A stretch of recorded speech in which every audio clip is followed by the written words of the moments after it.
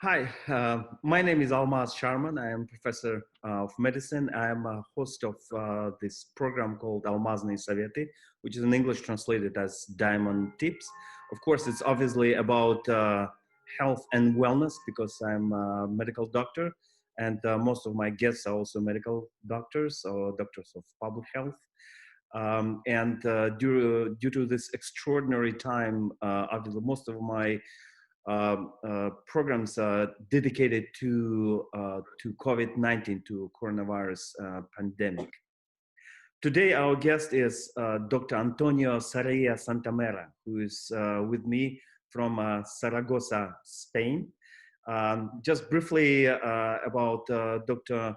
Sarría-Santamera, I'd like to go through your extensive background Dr. Sarría-Santamera, I'm privileged to call him just Antonio, about the same age. Graduated from Faculty of Medicine of University of Zaragoza in Spain, he worked as a clinician at the Hospital La Paz in Madrid, the capital of Spain.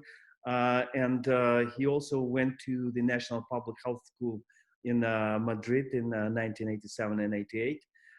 He also studied at ICAID Universidad Pontificia Comillas. I'm not sure if I pronounced correctly.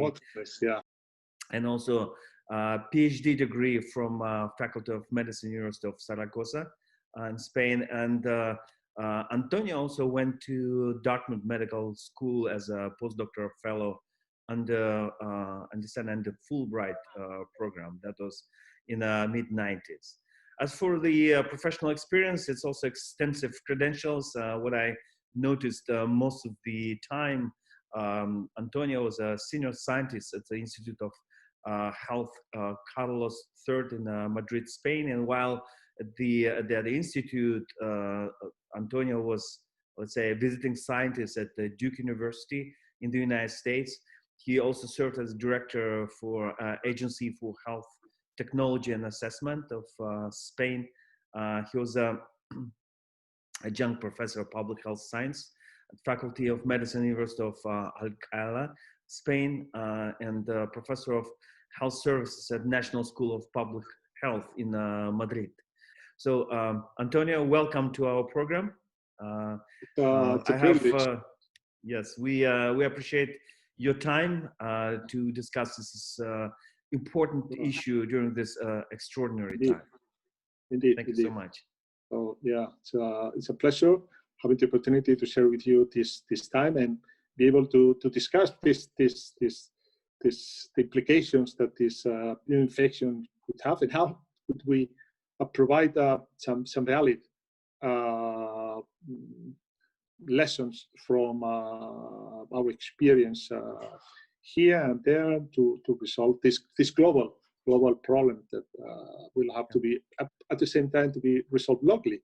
It's a huge challenge indeed. So, Antonio, I have several questions, of course, obviously related to COVID-19 and hopefully to go beyond a little bit. But of course, one of my questions was related to a situation in Spain, how it used to be and how it is now, and what is the Spanish experience, so to speak, that would be relevant to Kazakhstan, and what sort of lessons learned from situation in Spain. We just a few months ago, we were astonished by high rate of infection, contamination, or spread of coronavirus, and high death toll among Spanish citizens. Even now, you may know that Kazakhstan now experiencing maybe sort of second wave or outbreak of coronavirus, and many people are talking about Italian and Spanish scenarios. So we'd like to learn more about, let's say, Spanish scenario, and what did you do right and what did you do wrong in Spain, and how you rectified situation, and what would be a recommendation, let's say, to the new health minister of Kazakhstan, how to handle the epidemic. Please. Okay, Almas, thank you so much for this very good question, so to say. That, because Spain is an example that may show exactly what you said, wrong lessons and good lessons. So when you were referring my previous expertise, you mentioned that I worked in La Paz Hospital. La Paz Hospital is one of the main medical centers in Madrid and also in Spain. Its main general hospital is 800-bed hospital, so it's a large university-affiliated hospital. And during the worst time of the pandemic, the 800 beds of the main hospital were 800 beds of COVID patients. Of those, that was amazing. So I have, of course, some friends working there, and I was WhatsApping them, and it took sometimes 3 or 4 days to really being able to answer so I just asked them, how are you doing? Are you fine? And say, yes, say, yes, I said, that's fine, because in 200 beds of this 800 were intensive care patients, not yet beds, because you know that during those times, mechanical ventilation has to be provided in any place that you could switch on any mechanical ventilator device. So it was a tremendous situation, and it specifically hit just specific areas. It was not really spread out to the whole Spain, but specifically in Madrid was one of the hot spots. What happened wrong? Well, we have the initial cases in China. Then the virus came to Eastern Asian countries like Korea, Taiwan, Hong Kong, Singapore. You know, those countries were at the experience of SARS. They have a peculiar Eastern Asian culture and society, and probably they were not really so, how to say, interested in communicate their success. That was one issue. But then we have Italy. Italy started to be unexpectedly, so to say, affected. And when the cases were growing in Italy, in Spain, and I will just set a short story of a medical doctor in Spain that in the first day of March started to feel he haven't seen any case of COVID, but he has started to feel all the symptoms. So I'm feeling like I've been hit by an elephant. I'm having 39 degrees of fever. I cannot breathe. I'm really sick. And he started to call the public health laboratories. Say, I guess I'm sure I'm having COVID. And then ask him, have you been in Italy? Have you been in China? Have you had Italian or Chinese patients? No, you don't have COVID. But just allow me to test, because I'm sure that I have this infection. No, you are not at risk population, so you cannot have COVID infection. So it was like nobody realized that the community transmission started. Exactly. It was a denial of community transmission. It was a denial, an official denial of community transmission. You could not have, it was the public health decided that unless you were having seen Chinese patients or having been in China or Italy, you cannot have this infection. So it took and then the virus had this 2 weeks to really develop. And once in mid-March, 10, 12 March, that the government realizes how the cases were growing, they did not have any other option that in 3 days to implement a very strict quarantine, very strict quarantine. But they had 2 weeks in which a lot of cases, in those cases, were showing up clearly the community transmission.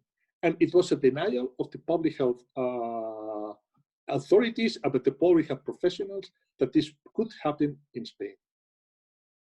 So that was a huge problem. Second problem Second problem related with that was that this is still a problem worldwide, that this virus, of course, has a respiratory transmission. And the entrance is through your nose, go to the pharynx, but it's not a purely respiratory disease. It's because, in fact, it's obvious that it's an endothelial injury, and you know, endothelials are in all our body.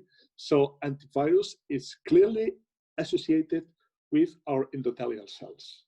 So it's not a respiratory, respiratory manifestations are probably the most common, but when you still search cases are being searched mainly because of the respiratory symptoms.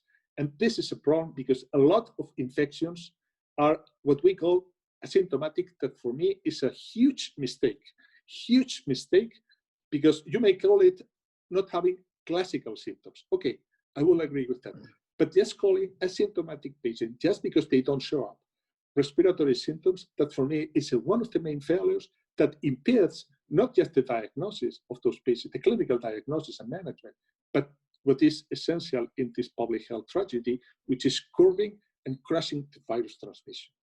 But so still, the main way or route of transmission is respiratory, right? Through nose, exactly, mouth. Yeah. So, but what you're saying that it's not necessarily that lungs must be affected. Exactly. Like, you know, endothelial cells anywhere in the body, including intestines. Anywhere. So, but if a person doesn't have any lung problems or kidney problems or like, you know, stomach or gut problems, still no symptoms, can we still call him asymptomatic? For me, you guys, you don't have respiratory symptoms, but forget about the term asymptomatic. That for me is totally confusing, and we may understand what asymptomatic means, but when we try to translate it to the community, people would understand what's asymptomatic. I don't have symptoms, so I don't have the disease. From public health perspective, okay, I see what I mean. Exactly. And then it has another effect that the only way then to really identify those cases are not just doing the classical epidemiological search by looking at symptoms, but you have to test. Testing strategy linked to case tracing is essential, because if in those cases that don't show the classical respiratory symptoms of the disease, you are not going to be able, because if you have some minor or severe, you may have some renal problem, and there's a lot of cases run with renal problems, or with some coagulation problems, or even with some health problem, or even with some neurological problems. You are not going to catch those cases unless you have a very intense testing strategy, looking at identifying positive cases.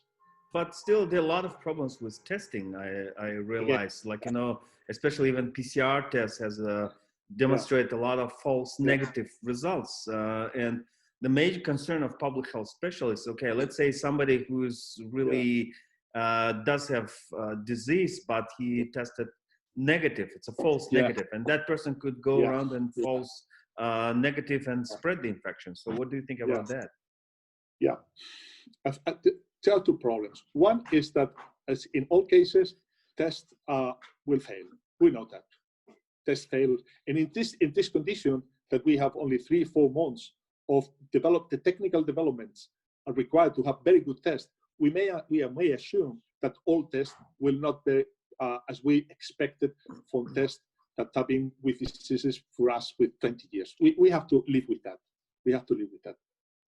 But this is one problem. But the other is that, and there's a very interesting paper published recently, or at least that shows that this was also my understanding, that we have approached testing strategies and sensibilities and specificities from this clinical dimension of treating or not treating a patient because this patient has or not had this disease. But in this situation, what we need is testing not for diagnosing a patient, not at all, but for curbing and crushing the infection. And that we have to understand that if we assume this patient may have, probably we have to repeat the test. Probably we'll have to repeat the test. And what is more important is not really so much the sensitivities and specificities associated with the testing, but how fast we are in this process.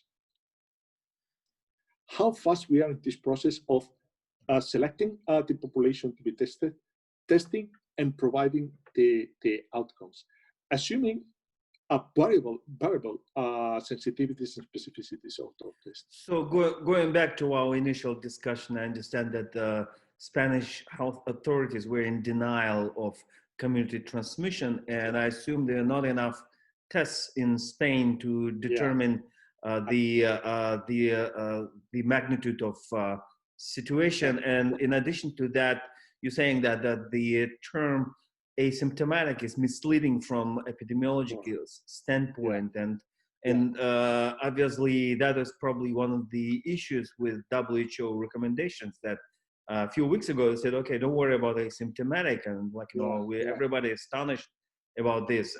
So we came to a situation, I think all of the countries actually, probably except for Southeastern Asian countries, and all the countries who did not have such experience, they really in the situation. I understand that during initial months of March and April, probably Spain really experienced a very difficult ordeal situation with tremendous increase of number of infected and severely ill. And I understand most of them were elderly people, right, with chronic diseases. Yeah, that was the next problem was that and that's this virus has biological characteristics, but this virus adapts so well to the specific sociological dimensions of each country that what happened in Spain, I simplified it, it's that there's also an issue of susceptibility in younger populations or not, and you may be one of those young people, even children, who have this asymptomatic type of infection, but what you have is family, you have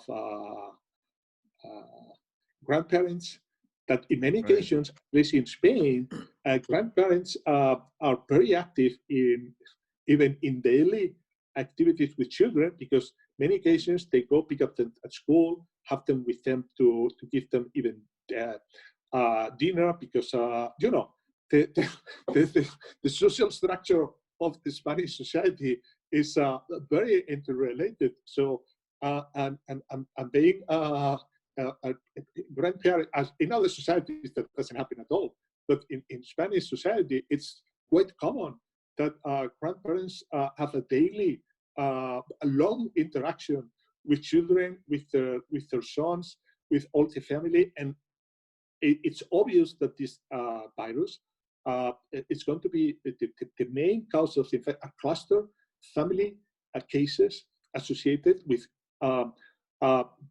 closed environments, and that happens in families. That happens in families. That's interesting, because multi-generational families living together is pretty common in Kazakhstan as well as in Spain. And I understand that the Kazakhs as well as Spaniards are very sociable people and love parties, and probably that is one of the main reasons. So let me ask you one thing. There was an article published in I think in Lancet just a few days ago that studied many children in several European countries, and they determined that children not only experience benign course of infection. So usually they simply very rarely die from infection, and very rarely experience severe course of disease. And also they're not as serious vectors of transmission of disease as previously thought. So the virus load is very low if a kid gets sick, and they not necessarily transmit that virus to the elderly person. And that came up to some recommendations, at least in the United States, that many public health experts recommend to open schools in September in the United States. What do you think about that? So you explained now it's a multi-generation families, and infection and the virus could be transmitted from child to elderly person, and that may cause situation. So does it contradict, or there's some other issues with that? Yeah, well, just there are two issues related with that trial. One is that this intergenerational relationship, at least in Spain, after say April, has been somehow eliminated totally. So now a lot of families are avoiding grandparents to see their children. So that's a huge problem. That's a huge problem. So even how does it work? So who's still living, children have not been able to still see at home my brothers and sisters, and they only meet in parks, in open spaces. Interesting. So if they live together, somebody moved out, or how does it work? Yeah. So that's what's happening. So families have had to decide how to get reorganized and try to protect the elderly people who has been probably 70% or 80% of people dying in Spain were people over 70. And that's because of this huge even susceptibility, but at the same high level of exposure. So, but if you separate grandparents at risk, then the other issue, separate from that, okay? The other issue is whether you may or not allow children at school. And at this point, I'm not really sure how to recommend. You're nervous about that, yeah? As many. Yeah. So this is probably because I don't have my family, because of my age, are actually in the process of probably having grandchild, but not yet. So, but I'm not really sure how to. I'm not really sure. So, but related to that, it's a very interesting point. Separation of generations. Yeah, was it imposed by the government, or actually people decided to do that? Yeah. That becomes what the good things that the government did and the Spanish have been doing after these initial, say, failures.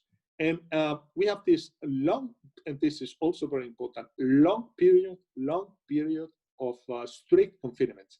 And this probably when we also have been reviewing the mobility data that, for instance, Google provides every 5-7 days, and the level of reduction in mobility in a very highly socialized society as the Spanish society, we live always in the street. So for us, being at home is so we are a society that being outside is critical for our lifestyle. So, and not just being at home intergenerational, but being outside, and that has been critical. In Spain, has been showing one of the highest reduction in mobility during the confinement. Probably because people were seeing in Spain like 600, 700, 800 people dying every day. During the peak of the pandemic, people were dying. The death toll was tremendous in Spain. 600, 700, 800 people dying every day. So, and that really was something that the Spanish society was directly seeing. And you know, so I was talking today with some colleagues here, and everybody knows direct people who have been died, have been suffering 40-50 days in intensive care. So, but has been tremendous. So, restriction of mobility is not only imposed by the government, but also people saying death every day. They're scared, and they understood, and they basically you have to understand conscious decision to do so. That's so it's a mutually actually. So currently looks like this Kazakhstan experiencing similar situation. Many people are panicking, and many people. I'm not sure if it's a widespread. I'm sure that some people who still don't believe in coronavirus, and when they called me and said, "Do you still really believe in this pandemic?" I said, "Well, not only I believe, I know, but coronavirus doesn't care whether you believe or not. It just it infects you." So many people experiencing that their neighbors, their relatives get sick, some of them die, and then people become more conscious but more panicking. So now the government is imposing this new restrictions, not to say it's a lockdown, it's not quarantine, but some restrictions. Hopefully it will make some effect. So related to this, let me ask you this, going back to your initial experience in Spain. So many people dying and many people get severely ill. So many people get severely ill, and many people need to be hospitalized. And apparently the issue with the sufficiency of hospital beds, and this is what Kazakhstan is experiencing. So how did you deal with that? So what happened in Spain? Did they build new hospitals immediately, like they did in China or in Kazakhstan, or they converted hospitals into COVID-19 hospitals? What was it? Yeah, that was critical. And first of all hospitals, they are cancelled any other activity. That's except for dealing with, as you know, emergent cases and COVID cases. So as I said initially, the hospital in I used to work is 800 beds. The general hospital, it's 800 beds. It was all classical medical and surgical service and units. Everything was closed and fully dedicated to but that was probably not enough. So then they have to build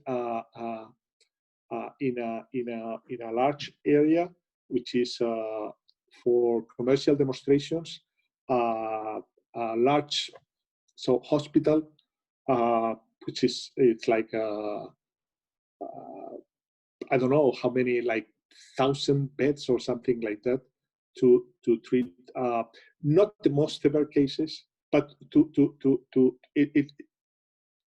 at least once you recognize that that you have to separate from the community even the less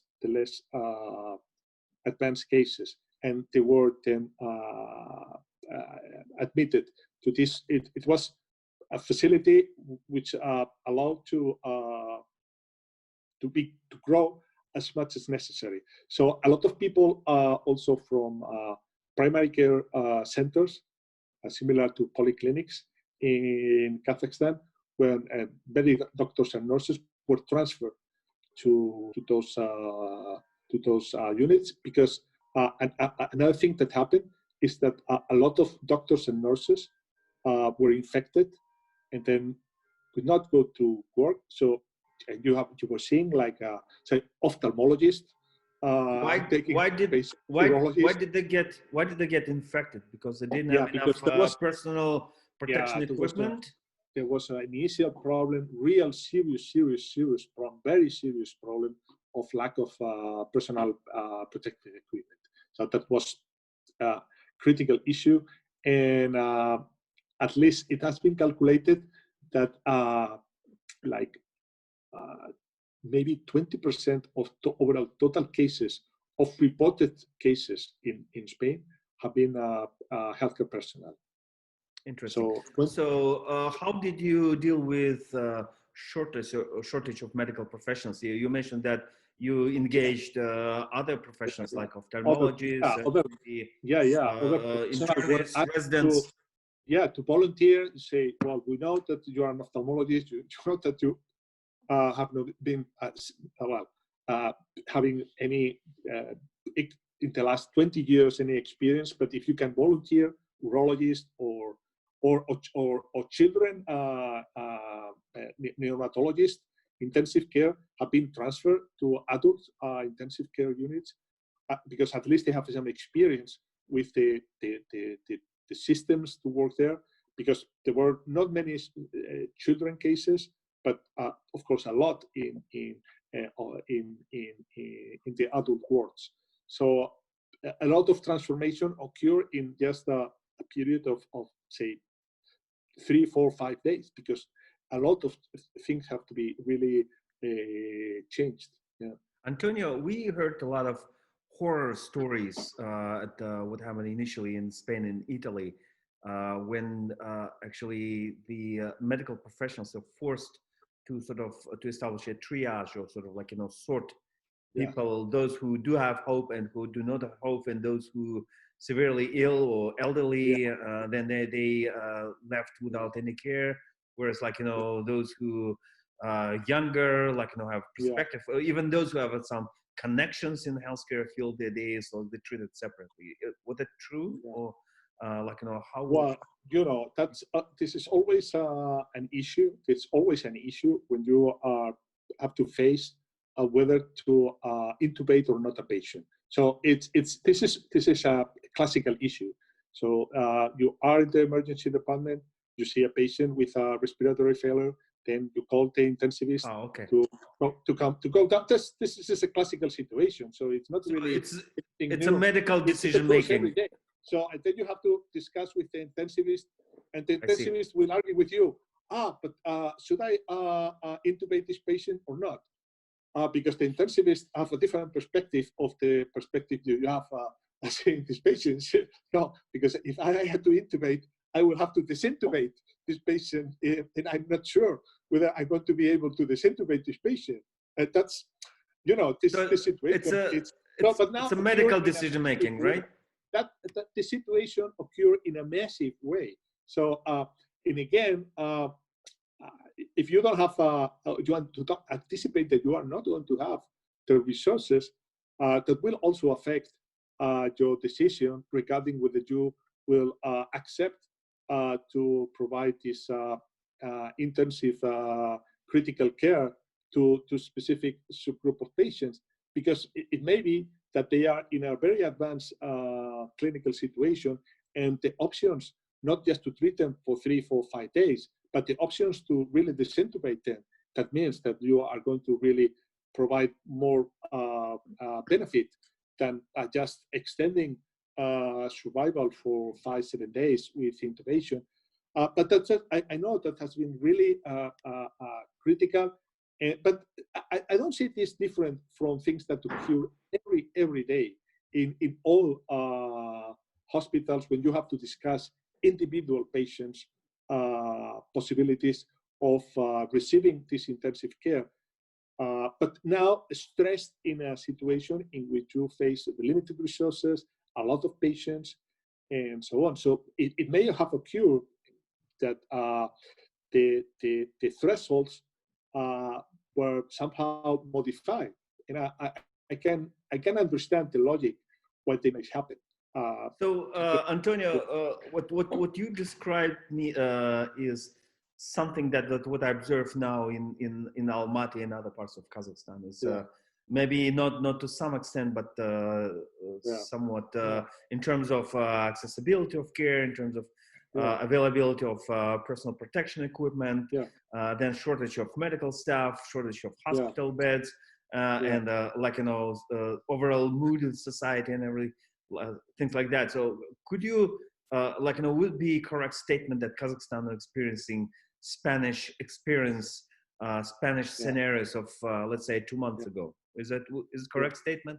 It's probably the figures will somehow be different, but the situation probably will be about the same in terms of the specifics of the situation, and the core of the problems are going to be basically the same. So given the fact that then Spain somehow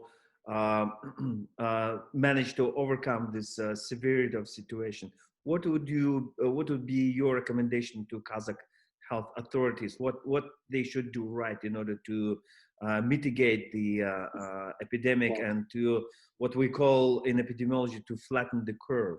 So what would be, so Kazakhstan is imposing the restrictions, not severe quarantine, but restrictions starting Sunday, July 5th. I'm not sure if you follow the news, but like, would be a right way to do, or what's your opinion? What should you do right in order to help? I think the main, I think that you have to flatten the curve, and the only option right now is to flattening this curve is actually producing social mobility. Social mobility is clearly an indirect indicator, of new cases. And if you can reduce social mobility to a significant extent, then you are going to, and that's the other problem of this virus, in 2 weeks from now, see a reduction in number of cases. But because this is another problem, the measures that you are taking today will have an effect in 2 weeks because of the biology of the virus. Right, so, 14 days. Yeah, at least 14 days. So then you will for these 14 days, what you are going to be seeing is the cases that have been already being infected.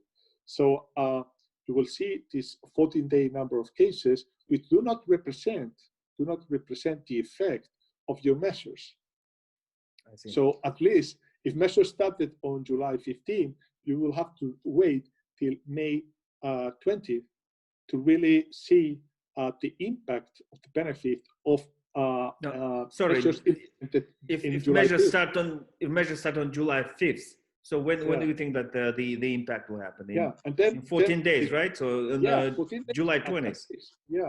At least. And then what you will see during this period of time is the situation that we were discussing, that for 2 weeks, at least for 2 weeks, you will see a high stress for the healthcare system, because now cases have been already being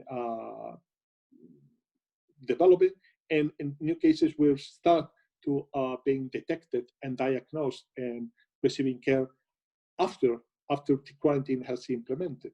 So let me ask you, so limiting mobility, so means that no partying, no gathering, no birthday parties, no bars or restaurants. That's what you mean, right? Yeah, because most of cases are associated with precisely this type of gatherings that you are sitting in the closed rooms with no ventilation and this. Exactly. And so now Spain apparently flattened the curve. So are Spanish people allowed to go to, let's say, shopping mall? So well, I'll tell you what happened. This is the other lesson, interesting lesson from Spain. After the quarantine started, the severe quarantine started March 15, and it was implemented till during at least, I think it was more than 6 weeks. More than 6 weeks. And then after that, the government established 2-week periods of opening the society in a very gradual opening, in a very gradual way, in which for 2 weeks specific measures were accepted, and cases were monitored for these 2 weeks. And if situation was moving in the right direction, you can start. And that was also regionalized, determined. So even not just regionalized, it was basically in Kazakh, it was like oblasts, even by village. So you may see a village in an oblast within a region that have stricter measures, because there may be more cases in this region, in this specific village, than this village is closed.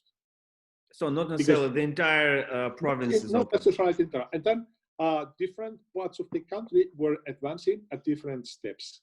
So it was peculiar during this time. You called your friends here, said, no, I'm in phase A, or I'm in phase B2, I'm already in phase 3A, because it was But that's the idea was to develop as a gradual reopening process in which for this 2-week period in which cases were ascertained, and that came with another transformation in the public health system, that they now totally recognize that there are community transmission, and once you find a case, you have to go immediately to the classical contact tracing testing to try to control this outbreak in 2 days, because otherwise you are done.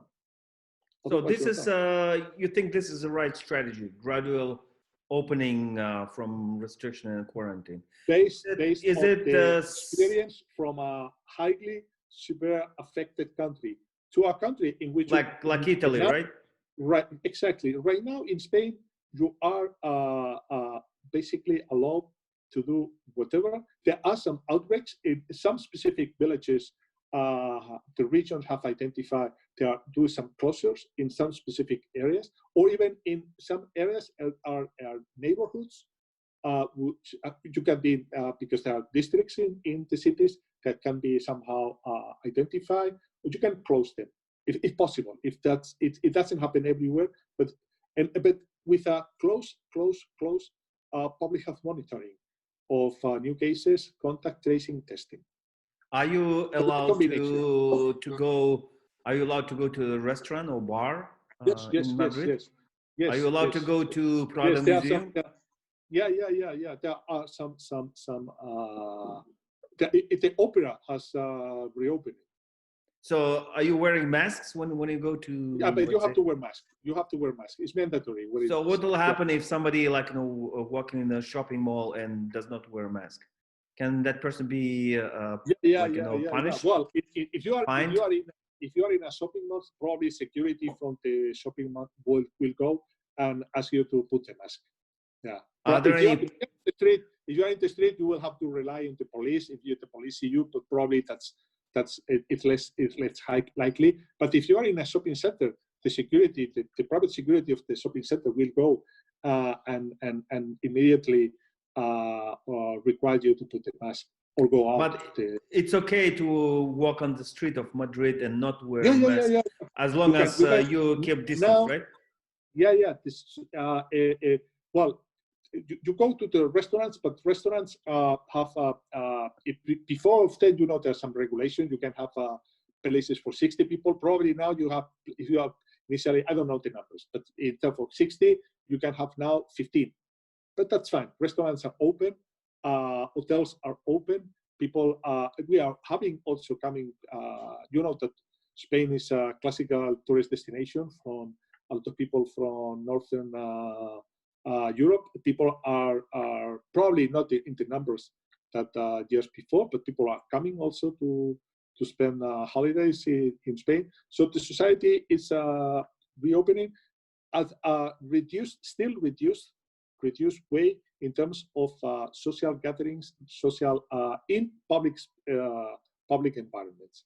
But if you can have the family also without any problem, go wherever. Yeah. So Antonio, we are about the same age.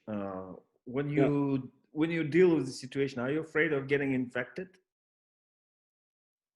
Well, that's a good question. I'm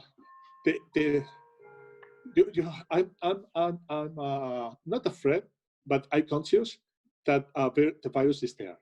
So and I also know that the virus has some biological characteristics, and if you are in close contact with people, you may have been infected, and if you are not going to have this possibility. So this also is a social element, but also a lot of individual, say in the sense, say responsibility of understanding of what are the elements that make not just from the individual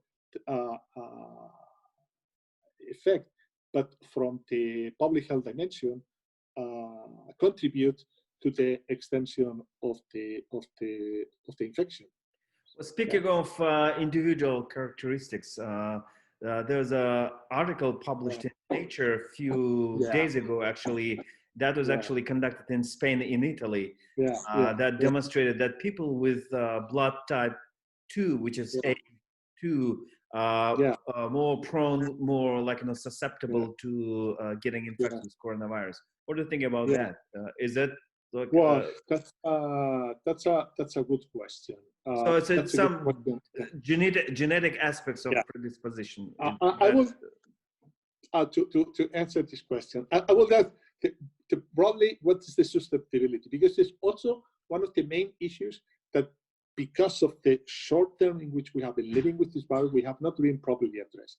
For me, we have to talk about susceptibility at 3 levels. One is the possibility of really being infected. The second is the possibility of developing symptomatic cases of whatever level. And the third is to get to have really severe condition. One of the problems is that most of the studies that have been conducted are really of this population pyramid, only selected, because it's no other way to do this, from people that you know that already have the disease, who are symptomatic, because you cannot really go to those who may be asymptomatic, or just to people who was initially in contact but did not develop the disease. So this is what you have, and this may create some bias in terms of. I'm not saying that there's not a genetic characteristics. I'm totally saying that, but the problem for me is that there may be some classical confusion in terms of which are the population which we are really comparing to say what mean by susceptibility. So that's we need to do larger studies, but not larger in terms of number of people, but also in the type of population that we are actually comparing. So you're saying it's not just only genetic predisposition, but mostly social and demographic characteristics, the way how they interact with other people is more important. It's going to be a combination. So there are several factors that play here. One would be sort of personal attitude toward infection, like, you know, people are scared that they get infected. Exactly. Second is a social responsibility, like, you know, somebody's wearing masks to make sure that that's like, you know, close ones, family members are not getting infected. And third one is what the government imposed, for instance, what happened in Kazakhstan. There was a strict quarantine, like, you know, for a certain period of time, and then all of a sudden, like, you know, the country opened and everybody, like, you know, started gathering. Kazakhs, Spaniards are very sociable, and like, you know, they started gathering, like, you know, and then this is like, you know, the outbreak of infection happened, and now the country, like, you know, putting back this like, you know, lockdown or restrictions. So basically the government, the health authorities, trying to rectify the mistake that made like, you know, several weeks ago. And what you're saying is that, like, you know, after this, it's important to go through gradual opening of the country, and then we'll be fine. So with that strategy that you recommend? No, I say that you have to go to strict quarantines and then gradually reopening with a close monitoring of the epidemiological situation. And based on that, establish this gradual reopening has somehow to be, because what happened in Spain is that also it was a differentiation. Probably you say, you can go out, but children and the elderly people can go out at different hours. So I see. It was just so probably you say the elderly can go to the park, but they can go to the park from 5 to 7, and children can go to the park from 11 to 4. So so they cannot really interconnect it. So interesting. Is it?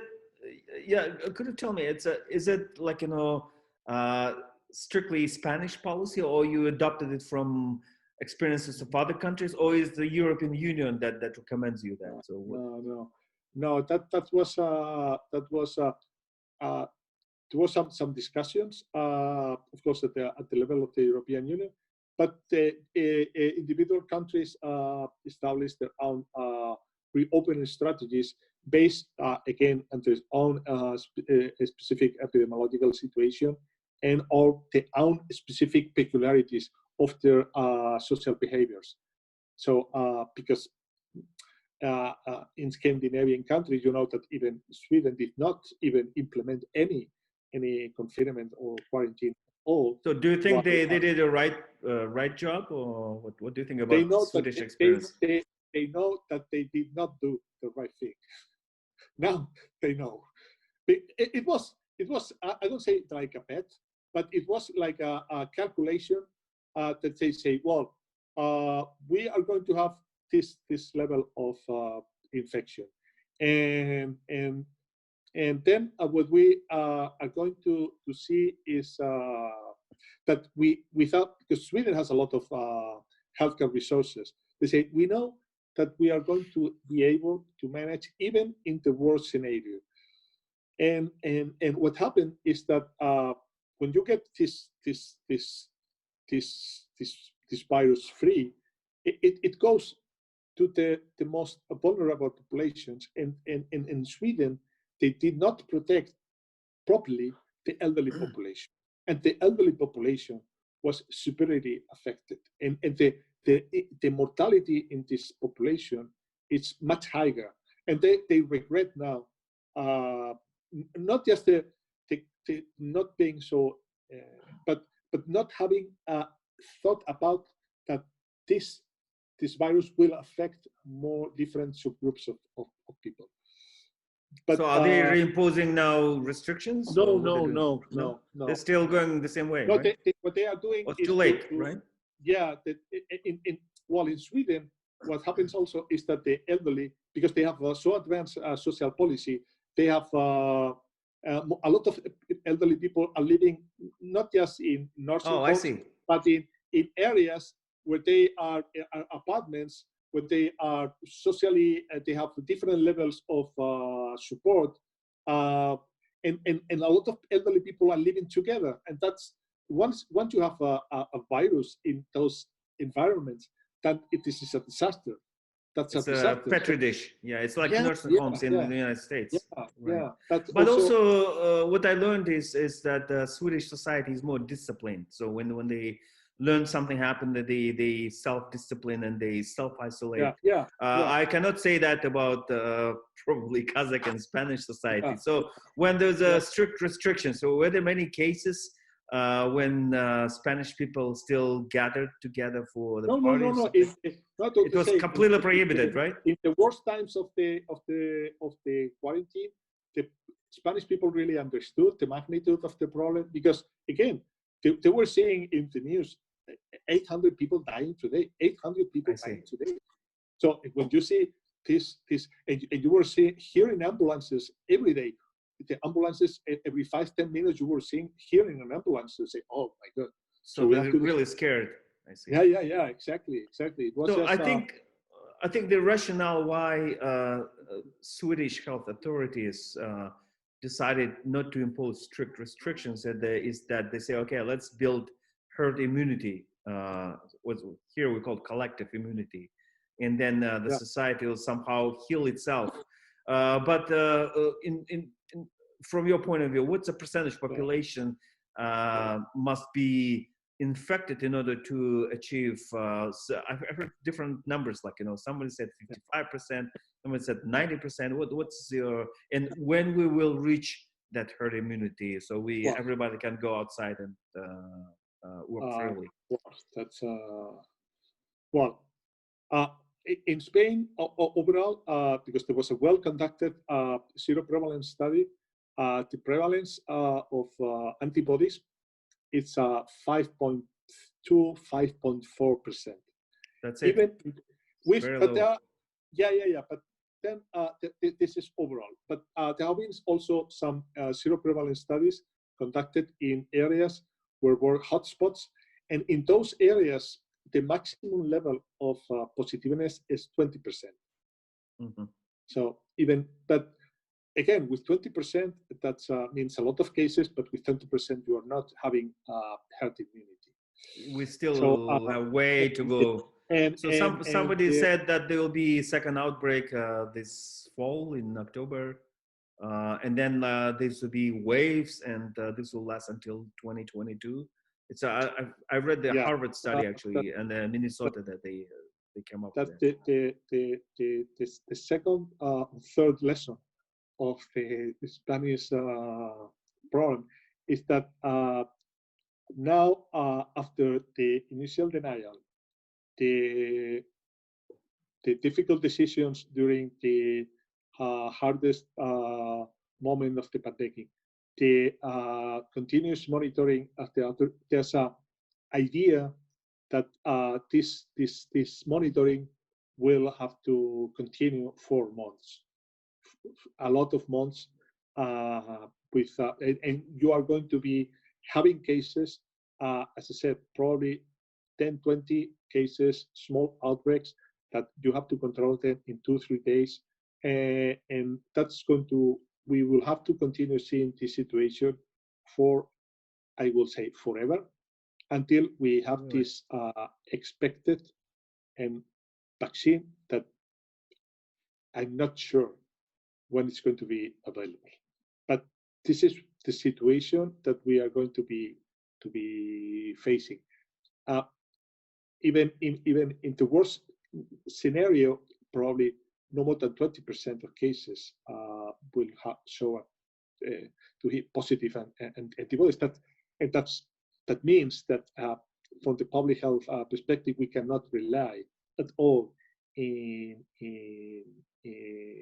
herd immunity as a protective cushion for next outbreaks. So the only alternative at this point is to keep on maintaining this hard monitoring of active cases that are continuously be appearing. So I wanted to ask you a question. When the fans would be able to go to the sports arena and watch the game between Real Madrid and Barcelona, but then realized that you're a fan of Real Zaragoza. Real Zaragoza. I don't know who is the main rival, but if you, I mean, this is of course kind of like, you know, hypothetical question. But, when do you think people would be able to go and participate in sports events and stuff like that? We now the Spanish league has been